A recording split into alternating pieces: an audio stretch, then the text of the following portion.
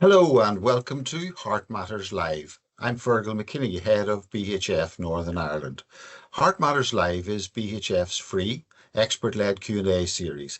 Every 3 months we bring you a live session where you'll hear from people with specialist knowledge, whether that's BHF-funded researchers, clinicians, or people with lived experience, and you get a chance to ask them your questions.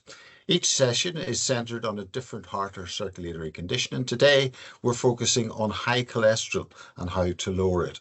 High cholesterol is very common. In the UK, around 6 in 10 adults have raised cholesterol levels.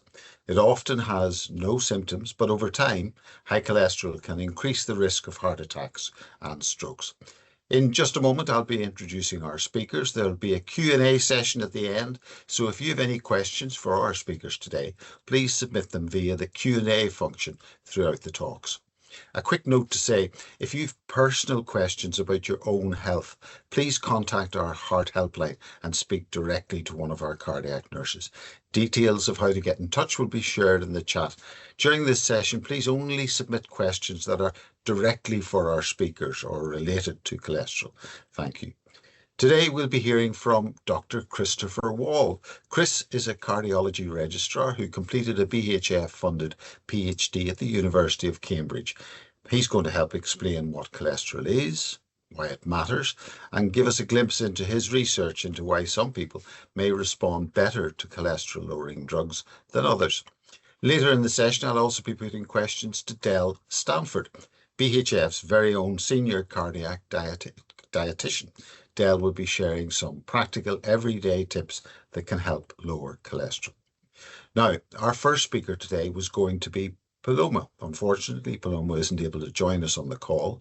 She had planned to share her experience of discovering she had high cholesterol and the small, consistent changes she made to bring it down and improve her heart health. As we said, Puloma couldn't join us on the day of the live broadcast, but we recorded this interview with Puloma to include in the YouTube version. Hi, Puloma. Thank you so much for being here. I know you haven't been too well, so thank you so much for recording this interview for our Heart Matters Live audience today. To start us off, could you tell us a little bit about yourself and what life looked like for you before you discovered you had high cholesterol? How did you see your health? Hi, Anna. First of all, thank you for giving me this opportunity to come and speak to you about this. I'm sorry for the last minute changes for the live event. So I was a full-time worker in a corporate office. I was into clinical research for 16 long years before I retained myself. I'm currently a yoga teacher. So I've got flexible hours to myself. I teach yoga. I have got a time for myself to breathe, to meditate, and take care of myself.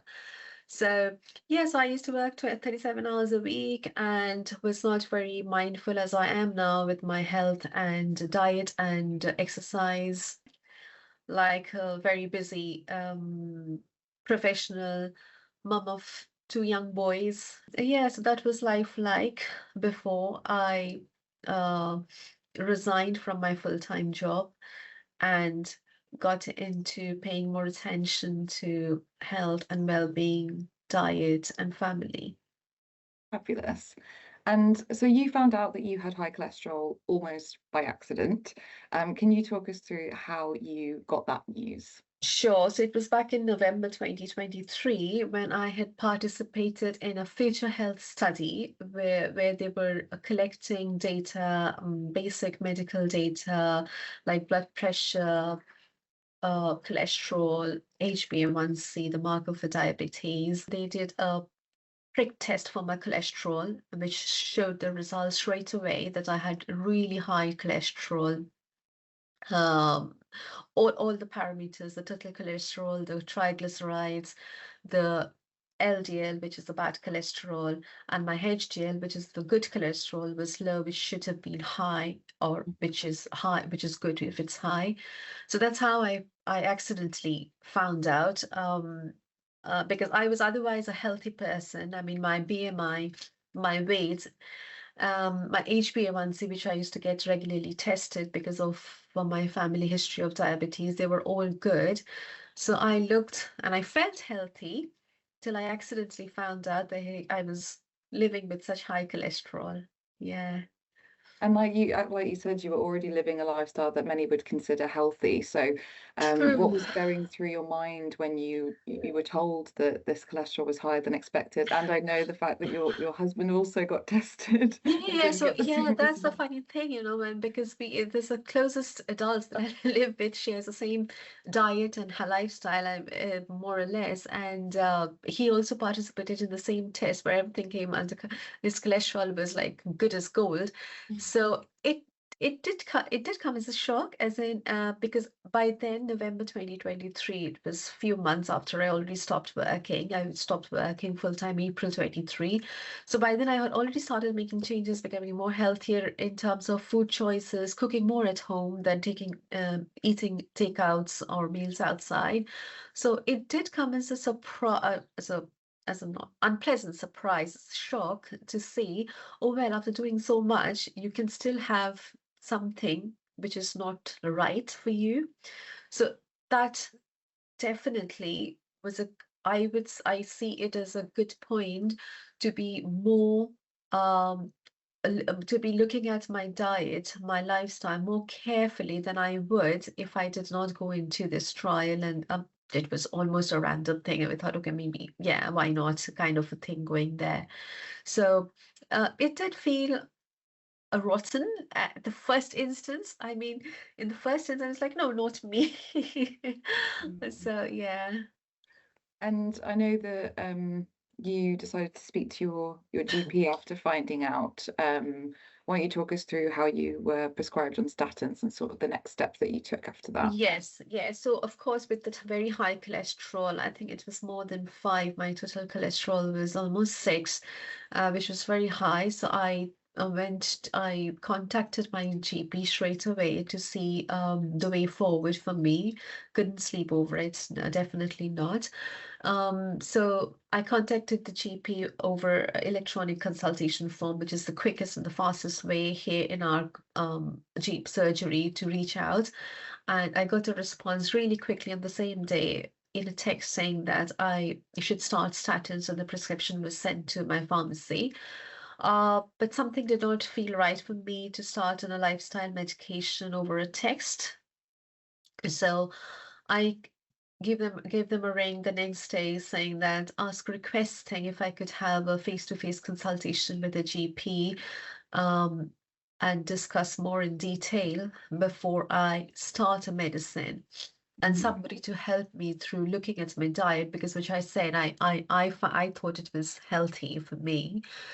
So that happened really smoothly and very I got an appointment really quickly the next day or the day after to see a GP in person, and had a detailed, uh, actually a 30 minutes discussion, not a quick 3 minutes discussion with the GP. So yeah, yeah. So they've been very supportive. There isn't a time where I felt they were not paying attention to because as I said, my other parameters were all normal. So I went to the GP office and they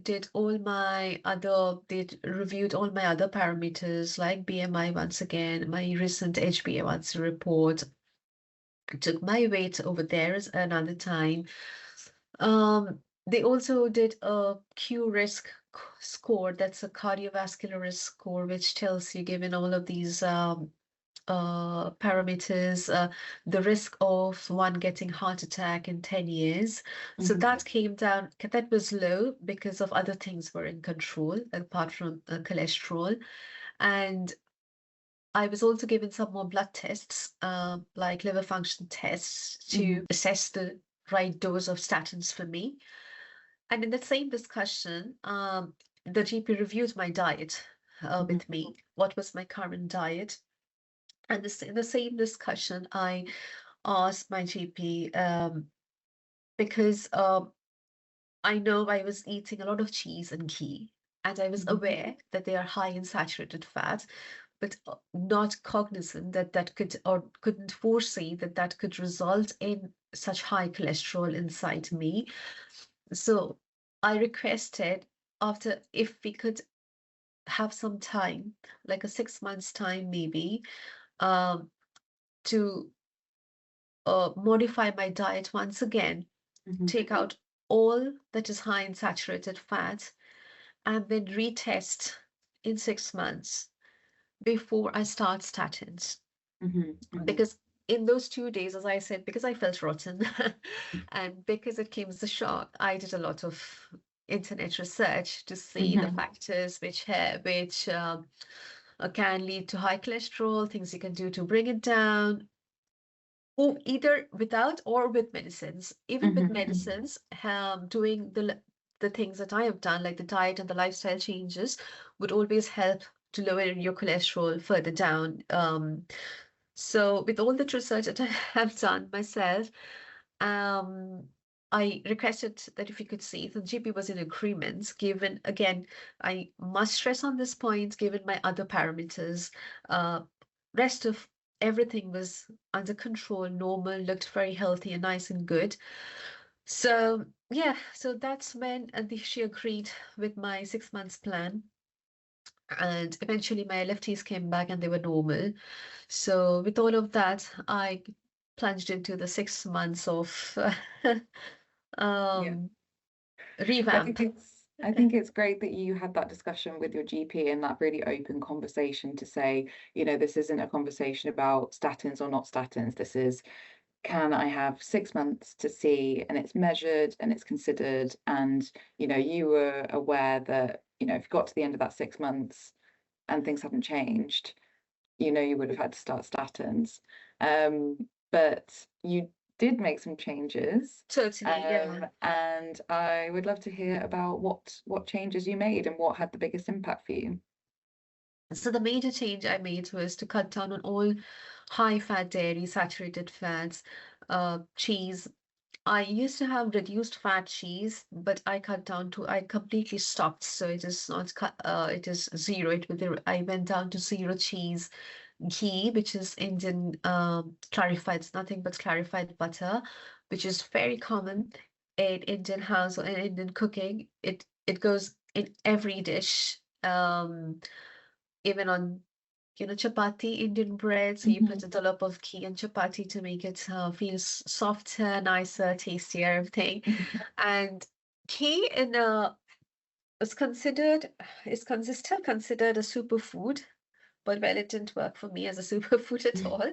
I only realized because I literally stopped zero ghee and saturated fat and cheese, and I see a difference in my cholesterol alongside a little tweak in my exercise, little more increase in my exercise.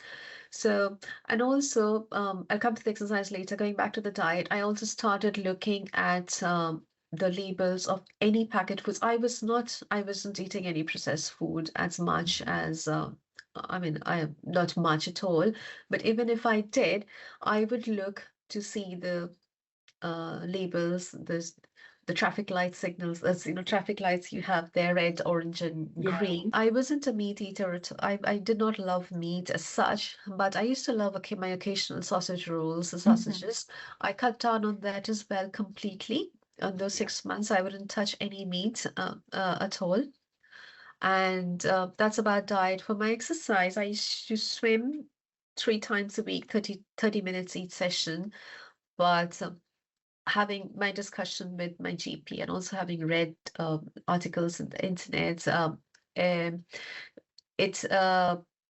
is recommended it said that a little bit of aerobic exercise more than your strength. I used to do 2 times the strength and 3 times swimming, but aerobic, which helps in increasing your HDL and lowering your LDL. So I increase my swimming by 10 minutes each session. So from 30 minutes per day to 40 minutes. So overall of 30 minutes a week that I could increase of my cardio, of my swimming. That's my preferred cardio exercise. That's great. Continues with my strength, yeah. It was just a little just bit a small, each yeah, time. not a meal, yeah, manageable. It doesn't feel overwhelming from 30 minutes to an hour. That is you're setting yourself for a failure mentally, at least. Even if you can make time for it, just the thought that you're going to be there for another 30 minutes, whether I'll cope or not.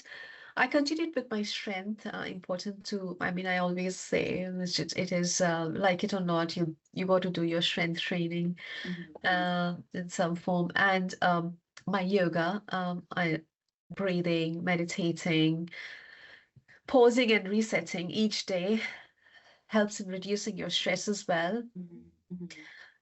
I mean, we can't. It is unrealistic to say you live a life which has no stress. Whatever is the stress, it is not a life then. So you'll have, each one of us have different kinds of stress. So just to do that 5 minutes of breathing at the end of the day, or if I some days I can manage even in the afternoon, just sit and breathe. It's not nothing high tech about, meditate. Sometimes if we think meditation, it becomes it's a very heavy word, like there's a technique or there is a way to do it. It's just simple 5 minutes of deep breathing that helps reduce stress. So yeah. Amazing. Really, really great changes that you made, and just sort of like the perfect example of, not biting off too much and doing it incrementally, a little bit, adding a little bit, and changing your lifestyle in a way that is manageable. And so after those 6 months, you had another cholesterol test. Yes. So where did your cholesterol end up, and sort of what was it like to get that result? Yeah, it was it was eclectic, I would say, ecstatic. So yeah, after 6 months, went back to GP and I got my cholesterol tests. They were all down. So my total cholesterol came down to something in fours, so 4 point something, which is from 6 to 4. My HDL came down. HDL is yeah, my HDL came down, or LDL is the bad cholesterol. So LDL is a bad cholesterol. So my LDL came down and HDL went up a bit. Triglycerides came down. So, of course, with that, it felt ecstatic, and with that, I did not have to start statins. But with the changes I did, it really worked then. And thereafter, I have continued to test myself annually. And I've been able to keep it down without having, so to the acceptable range. Yeah, it felt great. It felt great, and it felt like your hard work has paid off. Yeah, small changes add up. Yeah. Amazing. And I guess finally, to anybody who's watching who might have high cholesterol or just found out they've got high cholesterol, what would be your piece of advice to them, or any words of support? Oh, well, I would say not to be heartbroken like me as I was, because at the end of the 6 months, everything was doable, everything was right. So not to, but I would definitely say to pay attention to it, not to dismiss it, to go to your GP, have a chat and see what's wrong, or what you can change. If required, take statins, take medicines as advised by GP, and having your diet, having more home cooked meals wherever possible makes a huge difference. And honestly, to figure out yourself, taking the time to yourself to see what it is which does not work for you works for me. As I said, ghee or meat or cheese didn't work for me, but it did have any problem. It did harm my husband in the same manner. So there is no one size fits all. So it is really down to your body. So it is you who have to figure out what in your diet or how much of your exercise you can do to help yourself with that. So yeah, and I, because I'm here, I can say I'm here if you want to put this word out. Anyone wants to connect with me for a discussion, for a chat, for support through their journey of lowering cholesterol, I'm here. Oh, thank you so much. And thank you, Puloma, for taking the time to chat us through that today. Oh, no problem. It was a pleasure. Now, next I'd like to introduce Dr. Christopher Wall. Chris is going to give us an insight into his research into treatment for high cholesterol. Welcome, Chris. Over to you. Hi, thank you very much for having me. I'm Christopher Wall. I'm one of the doctors in Adbrooks Hospital and in Cambridge, and I did my research on cholesterol-lowering therapies and their effect on the firming up of arteries. And what I wanted to talk today about was about our understanding of cholesterol and how cholesterol affects the arteries, what effect that has on the heart itself, and other ways in which other diseases can affect the filling up of those arteries. So, to start with, I wanted to talk about really why are we so interested in this firming up process. And when we talk about this atherosclerosis or this firming up process, the part that I'm really interested in as a cardiologist is the arteries that surround the heart. So the heart is a pump, and the arteries are very much like the power supply to the pump.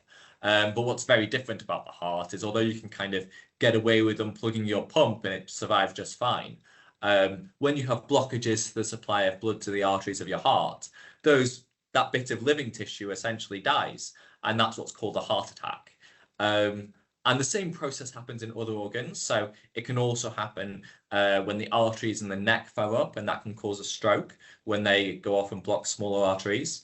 And when those bits happen, then that bit of muscle is essentially it dies, and it's an irreversible process. So downstream, this can lead to problems like heart failure, which is an enormous burden of health in there, as well as obviously a terrible disease.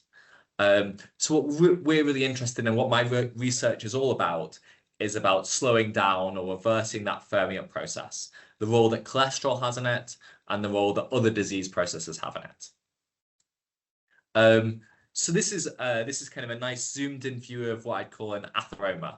So we often describe these as like little fatty deposits that build up inside arteries, but really there's even more to it than that. Yes, there definitely is cholesterol in these kind of bulges in the arterial wall, but there is also inflammatory cells. So this is things like white blood cells that you might typically think would fight infection, as well as there might be very small bleeds into the artery, as well as there might be even little bits of the artery that are kind of struggling to get blood themselves.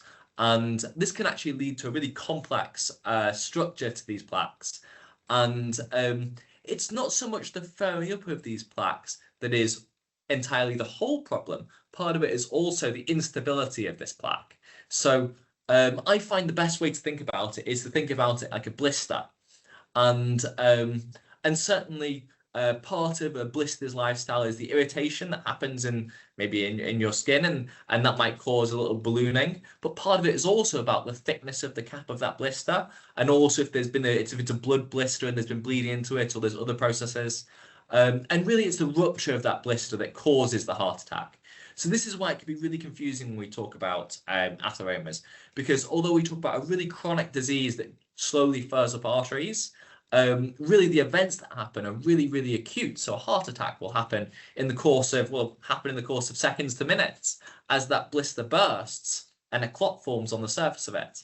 This makes measuring the activity of this disease and event prediction really, really difficult, because it's a chronic disease that actually presents with really acute problems. And this is kind of what I wanted to highlight here. So these blisters develop over many, many years. Some of them will stabilize and calcify and not cause any problems. Some will regress, and some will rupture, and they'll have a big clot that happens quite quickly.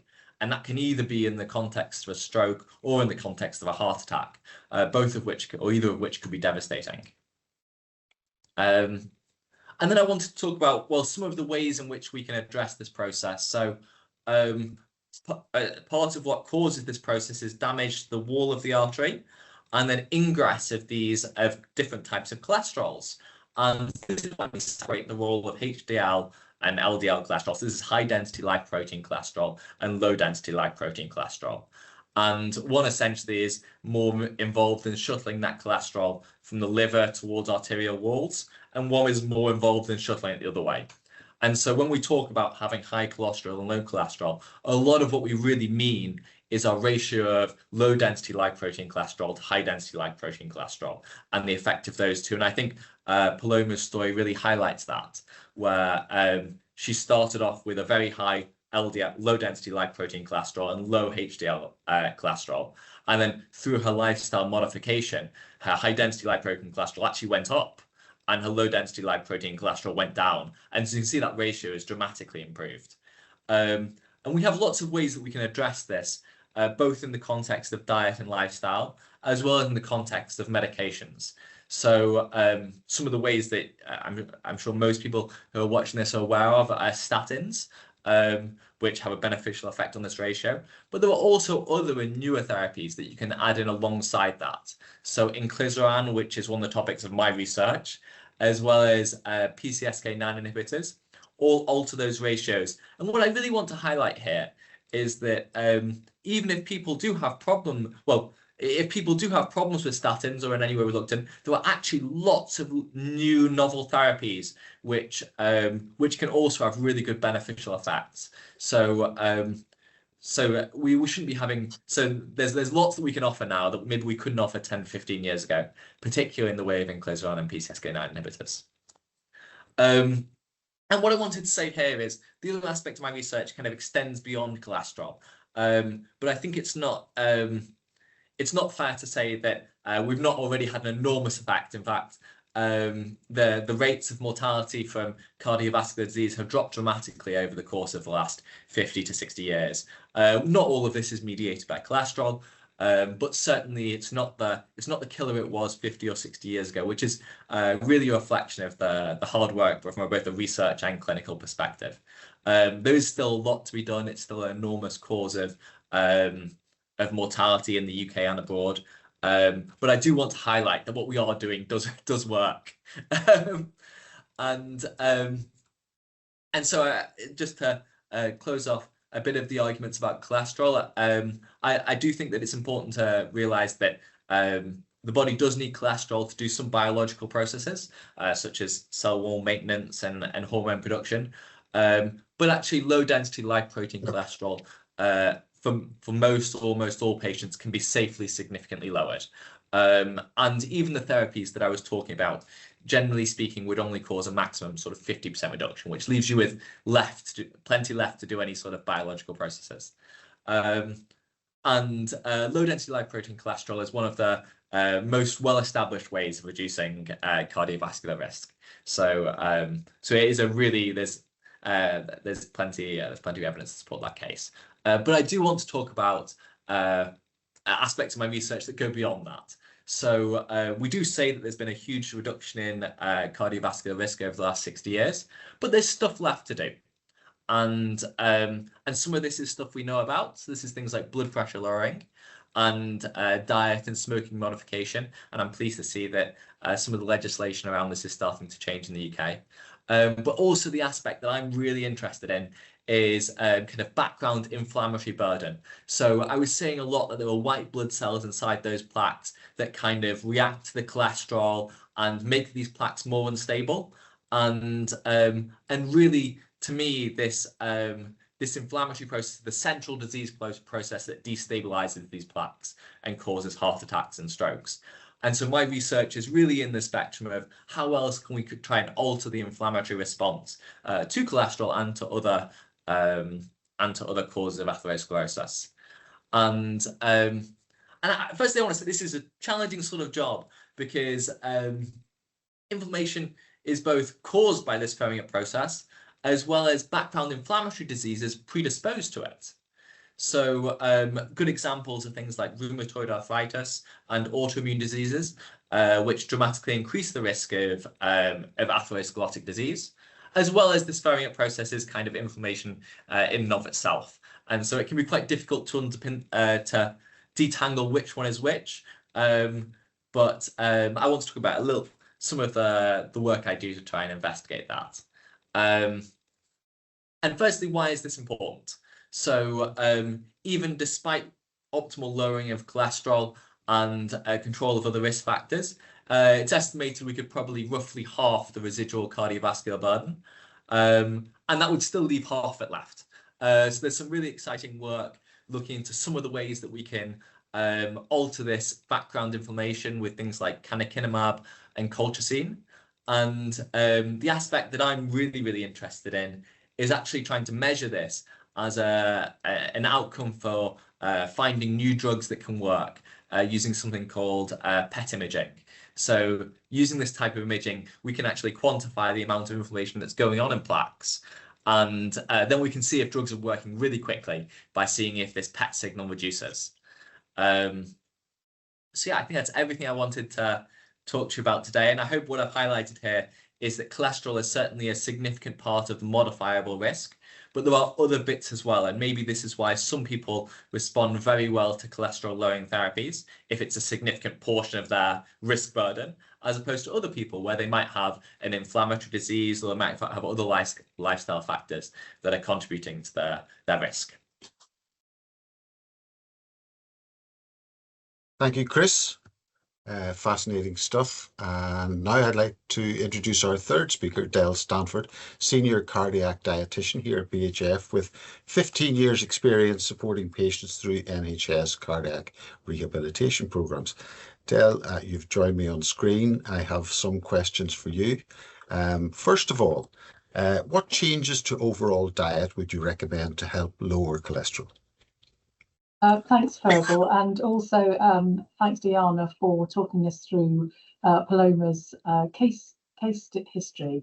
Like Puloma, an estimated 50% of adults in the UK have raised cholesterol, and her story is a really great example of how it's possible to significantly lower your cholesterol level by changing your diet and increasing your physical activity levels. As we said, in Puloma's case, she lowered her cholesterol by about 2 millimoles per litre. That's a reduction of 30%, which is quite impressive and not always that common, actually. And she did this by cutting out ghee, which is clarified butter. She restricted her intake of full-fat cheese and pretty much cut that out as well as reducing her intake of sausage rolls, which I understand she had a penchant for. And alongside that, she restricted, she made sort of overall balance changes to her diet to improve the balance of her diet. So the foods that we've talked about there are all examples of foods that are high in saturated fat. We know that eating too much saturated fat from foods like fatty meats, meat products, butter, cream, pastries, biscuits, cakes, and processed foods can raise your cholesterol. However, it's not just animal fats that are high in saturated fat.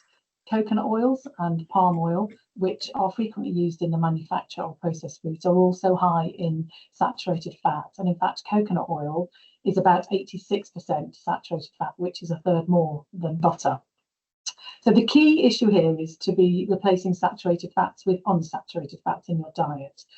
Where do unsaturated fats live? Well, predominantly in foods like olive oil, and vegetable oils, so that would be rapeseed oil, sunflower oil and corn oil, and the spreads that are made from those oils. Unsaturated fats are also high in nuts and seeds, so that includes nut butters and oily fish and avocado.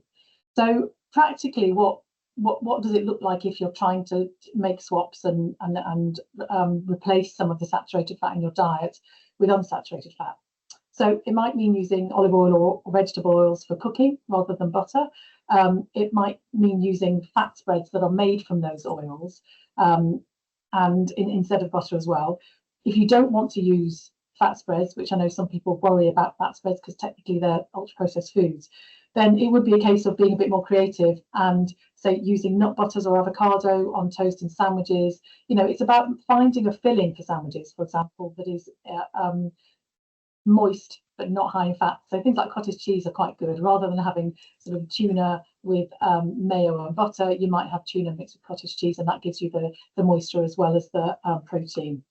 So the other swap you might do is using oily fish. So we're talking about sardines, pilchards, trout, mackerel, salmon, instead of fatty meats and meat products. So one of the most simple things you can do, Fergal, is to replace the saturated fat in your diet, some of it with unsaturated fat. But there are a couple of other things. Really important to increase your fibre intake. There are two types of fibre. There is soluble fibre and insoluble fibre. Insoluble fibre is the roughage that is not digested and finds its way into your large bowel, where it very happily feeds your gut bacteria, which is a very good thing. The other type of fibre is soluble fibre, and that helps helps reduce the amount of cholesterol that your body absorbs. Unfortunately, only about 4% of adults in the UK are eating enough fibre, which is 30 grams per day. Most of us eat about half that amount. So simple ways to eat more fibre include reducing the amount of sort of white carbs you're eating, bread, rice and pasta and that kind of stuff, and replacing them with whole wheat, wholemeal bread, pasta, couscous, breakfast cereals and whole grain rice. Another way of eating more fibre is to eat more pulses. We'll talk a bit more about those in a minute, but they're high in protein, they're high in fibre, but they're low in fat. Finally, for this question, for Fergal, just eating more fruit and vegetables, at least 5 portions a day, helps you to lower your cholesterol level. Choose from fresh or frozen or even canned. But if you're choosing canned fruit and veg, make sure they're canned in water, not brine. And if it's fruit, make sure it's canned in natural juice rather than sugar or syrup. Just before we go on, I just wanted to point out that the diet that I've just been talking about, high in unsaturated fats, oily fish, nuts, pulses, fruit and vegetables, is actually a Mediterranean style diet. Dr. Wall was just talking to us earlier about how chronic inflammation in the body plays a really key role in atherosclerosis. That's the furring up or the building up of fatty deposits in your arteries. There's really strong evidence that the Mediterranean style diet that I've just described has an anti-inflammatory effect and can reduce your risk of heart disease by improving blood cholesterol, amongst other things. In contrast to diets that are high in calories, processed meats, butters, sweets, sugary drinks, refined carbohydrates, those are linked to higher inflammation and an increased risk of coronary heart disease. And a lot of what you've been talking about there, Dell, is swapping out, if you like, going to other options. But are there particular individual foods that in themselves will help lower cholesterol? Yeah, thanks, Fergal. Yeah, there are. I mean, generally as dietitians, we prefer to look at people to change, their diet as a whole, because there is no one food that's a silver bullet that is going to make all the changes that you're looking for. However, having said that, there are a few foods, most of which we've already mentioned, that are particularly good at lowering cholesterol. The first one, unsurprisingly, is unsaturated fats. We've talked about those. So using olive oil and vegetable oils instead of saturated fats, which might mean ghee, butter, lard, duck fat, goose fat, coconut oil, or palm oil. Really important to include unsaturated fats in our diet. The other foods are oats and barley. Now, they contain a type of soluble fibre called beta-glucan, and this forms a gel in the gut which helps to stop the cholesterol from being absorbed into the body. And generally speaking, if we eat about 3 grams of beta-glucan per day, that can help us to maintain our cholesterol levels. To give you an idea about what that actually means, a 40-gram portion of oats or barley will give you about 1.5 grams, so 1.5 grams of beta-glucan. So a couple of portions of those days, those types of foods can help. The next group of foods which are really important, again I've touched on them briefly, is nuts and seeds. They're a really good source of unsaturated fat. They're high in fibre. They've got lots of other protective chemicals and useful nutrients in them, and they're really filling, and that's because they're high in protein. So it's a really good swap for things like cakes and biscuits and chocolate, which are normally high in saturated fat. You don't need very many, just a handful. So if you get a handful and you can't see them in your fist if you close your fingers around them, that's normally about 25 to 30 grams of nuts, which is useful. Don't be frightened though, because when you buy nuts, they do sometimes say that they're also high in saturated fat, and that's just because they are very high in fat, but it's predominantly unsaturated fat. The next food group that is really important are beans and lentils. Beans have had a real renaissance over recent years. They are such a good source of plant-based protein, but they're very high in fibre, especially soluble fibre. So you can use those plant-based proteins to swap out red and fatty processed meats. You'll still get your protein, you're going to get the fibre as well, and you're going to get the soluble fibre, which helps to lower cholesterol levels. And the good thing about beans now is that you don't have to soak them and boil them for hours. They're available in tins, in water, and they're cooked. So you literally just open them, give them a little rinse, put them in your soups, put them in your salads, and put them in your stews. If you're making a chili con carne, a simple technique would be to use double the amount of beans and half the amount of meat, and then you're automatically getting less saturated fat and more fibre. Finally, but by no means least, we've said it before, fruit and vegetables. Really, we all just need to eat more, and most of us aren't eating 5 a day. So that is a very simple change that people can make to their diet to improve cholesterol levels. Thanks, Dell. And what about foods that contain dietary cholesterol? Are these okay to eat? Yeah, good question. So we know about the cholesterol in our blood. What's slightly different type of cholesterol is the cholesterol in the food we eat. And we tend to refer to that as dietary cholesterol. There are some foods that are relatively low in fat and saturated fat, but they're actually quite high in dietary cholesterol. And those foods include eggs, it's specifically the yolk, shellfish, so prawns, and things like liver. And they're relatively high in dietary cholesterol, but not particularly high in fat per se. When we eat those foods, they have a very limited, small, if any, effect on your blood cholesterol. So by and large, for most people, it's absolutely fine to have some eggs as part of a balanced diet, or shellfish or even liver as part of a balanced diet, and it won't have a big impact on your blood cholesterol. That said, if you've been diagnosed with familial hypercholesterolemia, where your blood cholesterol is very high, and it's a sort of a family thing, you may be suggested to you to slightly reduce your cholesterol intake, so your dietary cholesterol. But for most of us, that's not required, and things like eggs and prawns can be included as part of a healthy, balanced diet.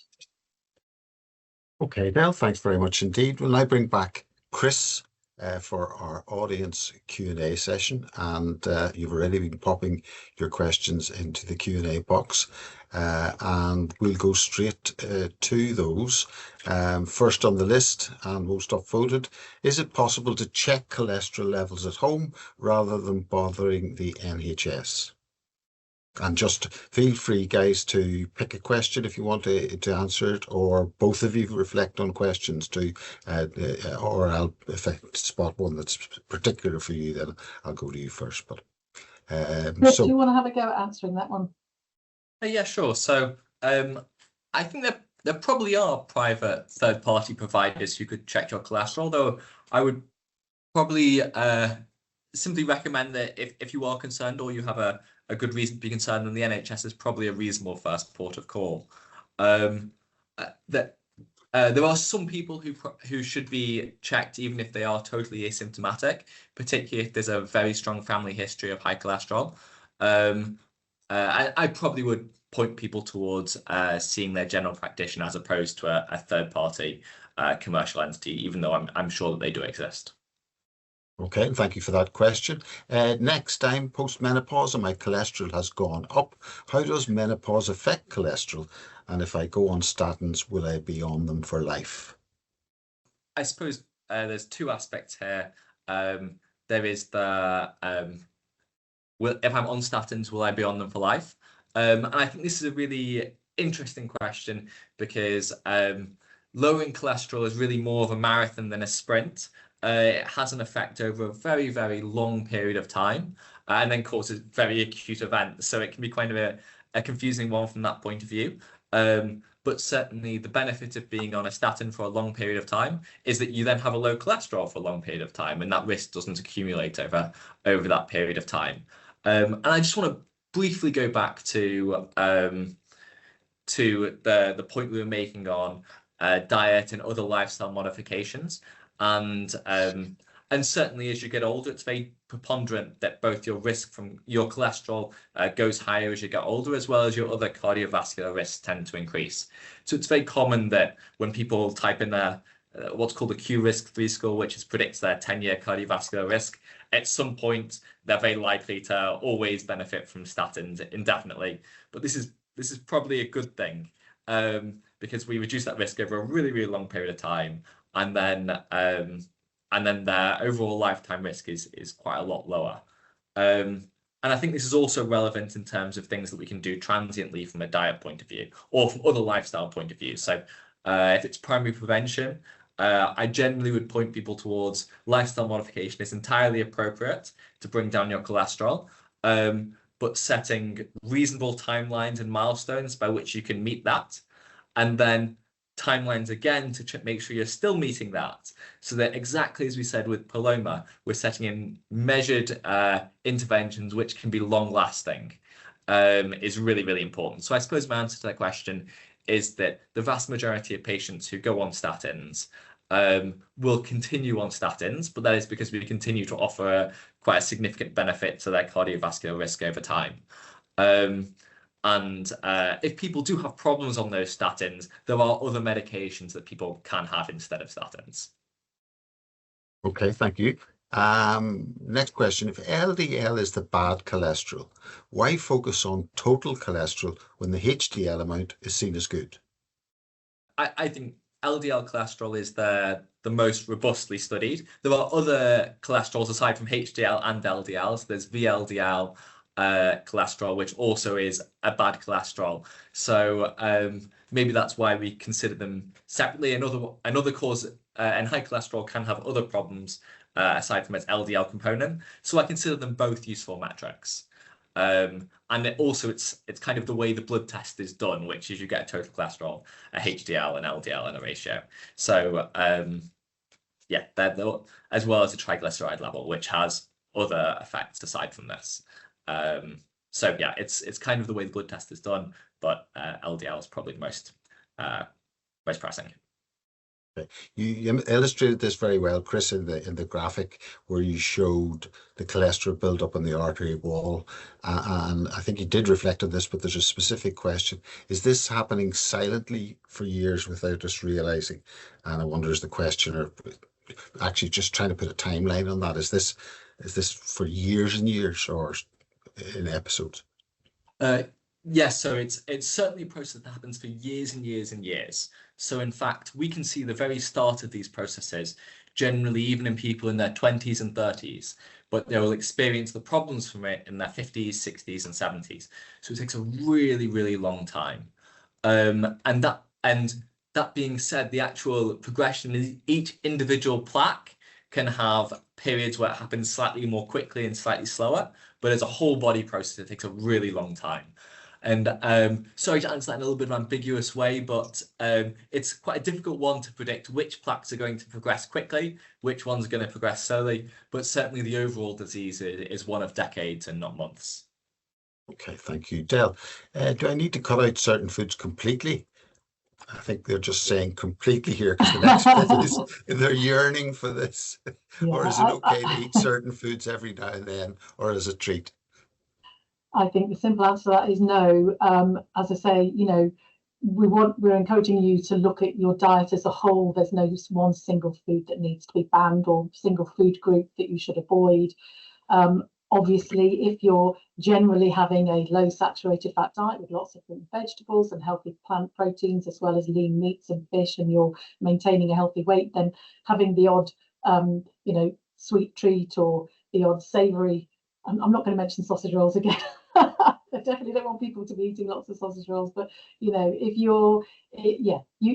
if it's an occasional thing, it's absolutely fine. And there is room for everything in a healthy, balanced diet. It's just the quantity and the frequency that you eat it in that is the issue. Yeah, I don't know if they have this phrase over there, but here we talk about a wee bit of what you fancy. Yeah, it doesn't do you any harm. Do foods marketed as you did touch on this, but to just reinforce it through the question, do foods marketed as cholesterol lowering actually work?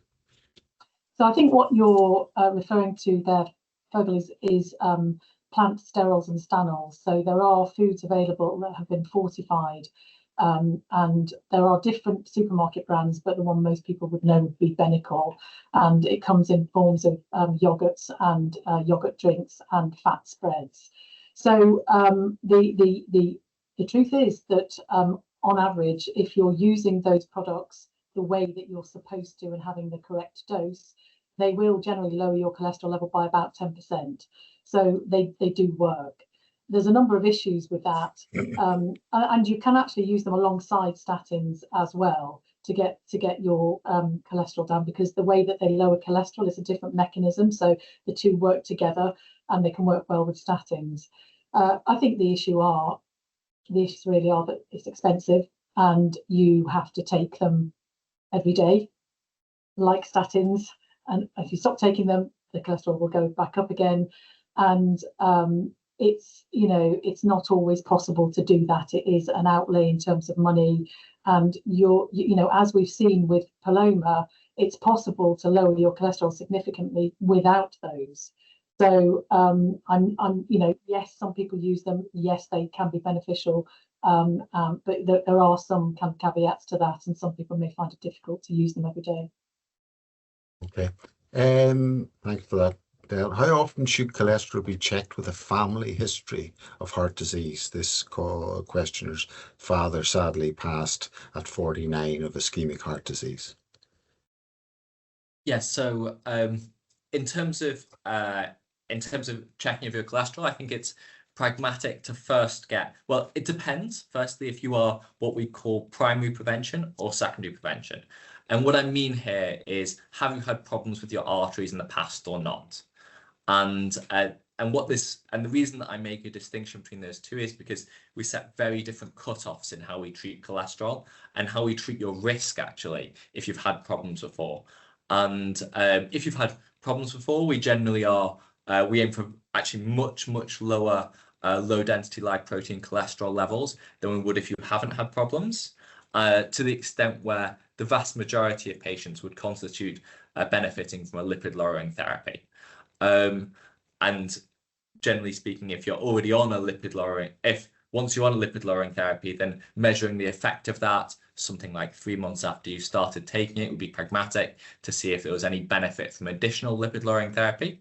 And then if not, then measuring it on depending on how close you are to the next cutoff, on something like a 12-month or 2-year basis would be somewhat pragmatic. That being said, if you're falling under the primary prevention arm, i.e. you haven't had problems before, it's just your father that's had problems, it actually depends on quite how your father's cholesterol is, depending on whether or not you fall under being at risk of having one of these conditions which gives you a really high cholesterol. And I think probably the right thing to do in this setting is, particularly if you're worried, having at least a one-off measurement to see where your cholesterol is at, which is something your GP could do. And if it's very high, and they could consider looking into either starting you on a therapy straight away or referring you to a lipid clinic if it's looking in that sort of ballpark. But it really depends on what your dad's cholesterol was when that happened, and then also what your measurement is the first time it's done by your GP. So it's very hard for me to give like really personalized advice. If your first measurement is kind of quite nice and low, there's probably not a need to repeat it in a short period of time. Okay. This may have been touched on before, but I'll just honour the question. There are several cholesterol measures in total, LDL and HDL, along with ratios. Which is critical, the questioner is asking, in determining lifestyle changes and or dietary and medication interventions? So I think the two, what I'd say is most modifiable and well studied are the amount of HDL, the amount of LDL, and then the ratio between the two. That's probably the most robust and well-studied approach. There are other things that you can measure, and we do that in a research world, but from a clinical perspective, I think that's the most important bit. Okay, Dell, what's your view on intermittent fasting? I sometimes, says the questioner, fast for 16 hours. Could that help with cholesterol? I don't think there's any evidence that intermittent fasting helps with cholesterol. Some people find it useful to moderate their calorie intake by having sort of restricted eating patterns and restricted eating times, but there's certainly no evidence of that being something that you can reduce your cholesterol by intermittent fasting. If I just go back to what Chris was talking about just now, though, contrary to that, there is evidence that replacing sort of saturated fats with unsaturated fats does improve your balance of LDL to HDL. So you can increase your HDL by having a healthy balance of those fats and reducing your saturated fat.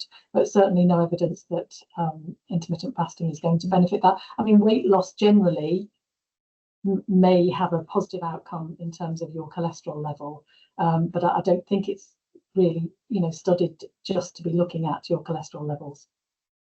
Okay.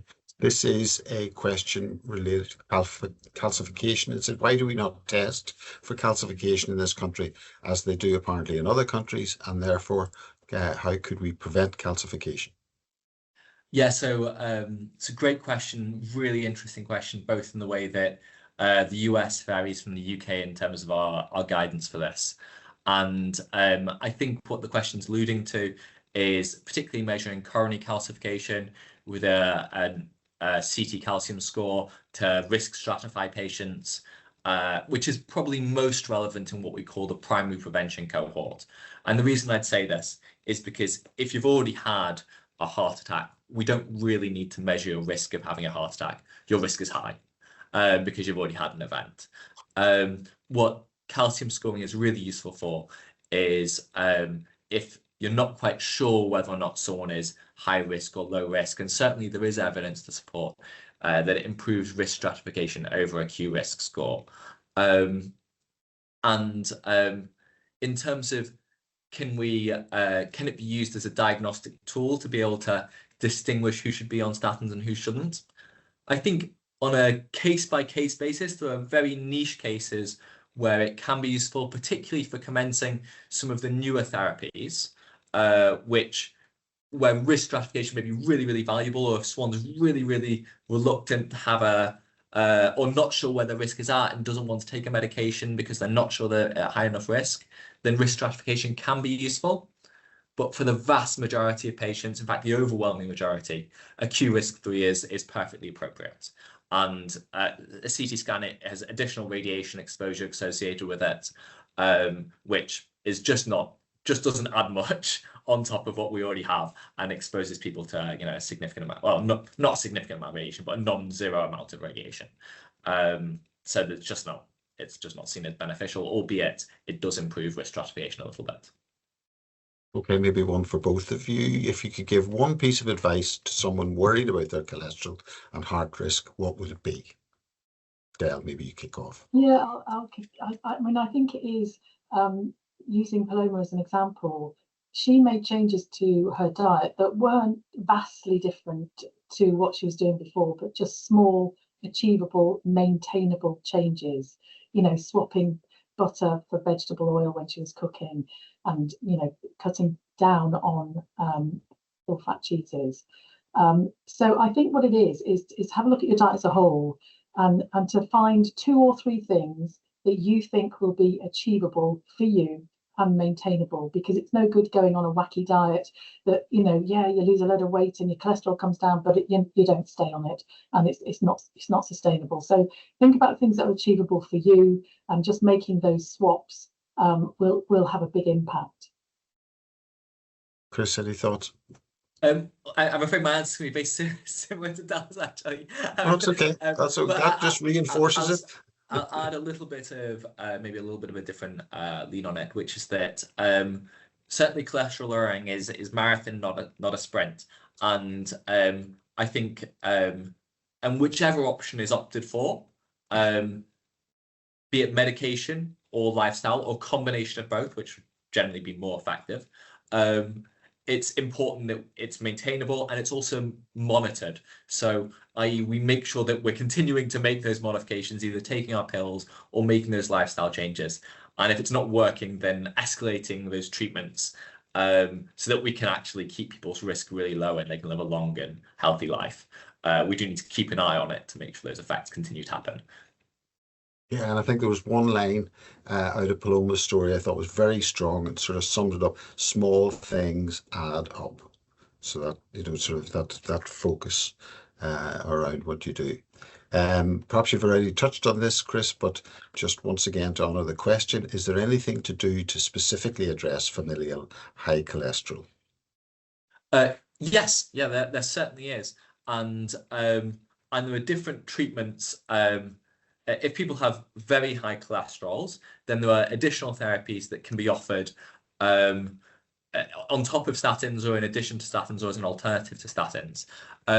I think that if people have familial hypercholesterolemia, generally speaking, input is sought from a specialist in lipidology, and then they would advise on their individual case. But yes, there are other things that need to be done, as well as genetic screens, as well as genetic testing, as well as family screening. So it is slightly different in that way. Can someone have too low cholesterol? I would say it's very unlikely that any medical therapy that we give would cause a problem where someone has too low cholesterol. Without meaning to give a flat answer of no, I would say it'd be very unlikely that anything we do would lower cholesterol so low that they would have any problem with making cell membranes or making hormones. I think I've certainly not seen that occur, and I don't know anyone who has. I'm always cautious about saying no, but I suspect not. Okay. A food question now, Dell. What's the best swap for natural yogurt, especially accounting for the good bacteria that are in yogurt? Or plant-based yogurt's okay? Yeah, well, I would say there isn't a good swap for natural yogurt. Natural yogurt pretty much does the job that you want it to do, which is it's not fortified with sugar. If you're using natural yogurt, it doesn't have any added sugars, and it's your choice whether you want to decide to have low fat or fat-free natural yogurt or full fat natural yogurt. Again, we're talking about there being no silver bullet with these things. If you're having a diet that's pretty healthy and you're reducing your saturated fat intake in other ways, then having full fat natural yogurt is absolutely fine. You think full fat milk is normally between 3 and 4% fat, so it's not particularly high in fat, but we do tend to eat quite a lot of dairy foods in the UK, so saturated fat from full fat dairy foods does contribute a little bit to saturated fat, but if you choose to, you can choose the lower fat varieties. They still contain the same amount of protein, and they still contain the same amount of calcium. I know that there are dairy-free milks and dairy-free yogurts available, but they tend to be highly processed. And whilst they're absolutely fine if they've been fortified with calcium and they do contain some protein, ideally you'd want them to contain some added iodine as well if it was milk, because we get most of our iodine from milk in this country. So, fine to use plant alternatives to yogurts, but also fine to use dairy yogurts, especially if it's natural, and you're adding some nice blueberries to it, which are full of the flavonols, the polyphenols that help protect your arteries and help your arteries to expand and contract with the flavonols in them. So, it's absolutely fine to have dairy foods. It's absolutely fine to have full fat dairy foods. But if you're watching your weight, and if you know that your saturated fat intake is a bit on the high side, I'd go for lower fat dairy foods, because you get less calories and less total fat, but you still get the same amount of calcium and protein. Okay, thank you. A couple of research questions now, Chris, but focused on you. How do you hope your research will actually change things for patients in the future? So, I think I love talking about this, Beth. No, this is absolutely the area of my research that I'm really trying to drive forward, is trying to accelerate the way that drugs are discovered in the field of atherosclerosis.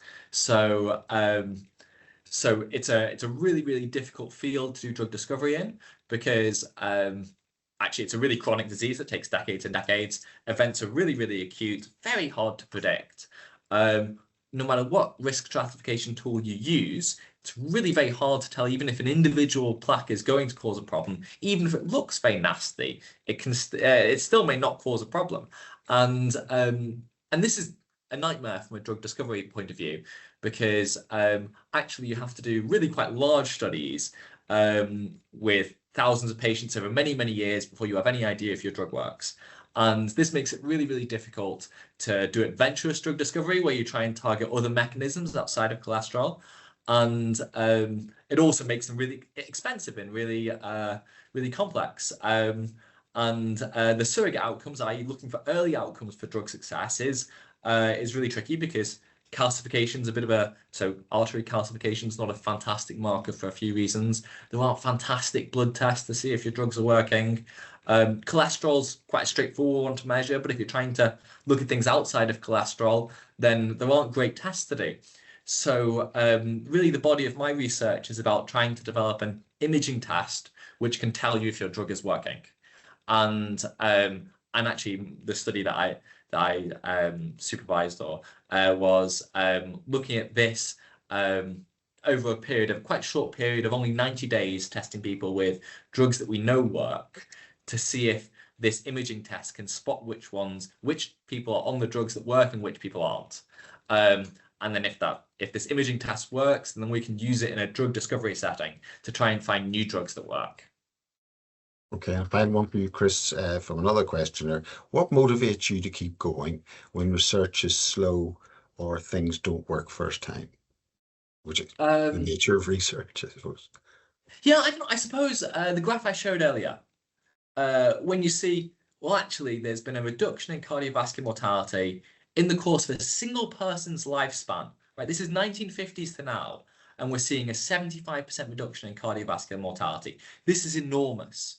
The same treatments that I learned that were available in medical school are not the same treatments that are available now. Inclisiran didn't exist. PCSK9 inhibitors were just coming about.